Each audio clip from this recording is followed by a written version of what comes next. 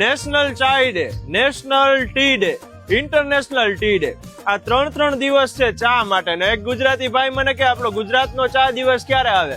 મેં કીધું ગુજરાતીઓને તો 365 દી ચા દિવસ જ છે. અહીંયા સવારે ઘરની બહાર નીકળો ને ત્યારે ચા પીવો હોય, બપોરે જમીને નીંદર આવતી હોય ત્યારે ચા પીવો હોય, ને સાંજે બધા મિત્રો મળે ત્યારે ચા તો પીવી પડે હો.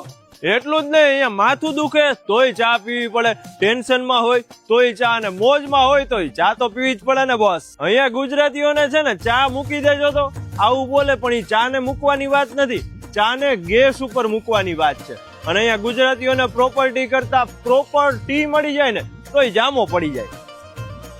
તું હાની વાત કર કે નાની વાત કર, બંને હું સાંભળીશ, પણ પ્રથમ ચાની વાત કર. કહેવાયું છે ગુજરાતીઓની નસે નસમાં લોહીની હારોહાર ચાય ફરે છે. એટલે છે ને મહેમાન આવે ને તો એને જમવા કરતા વધારે આગ્રહ ચાનો હોય, બાકી ખોટું લાગી જાય.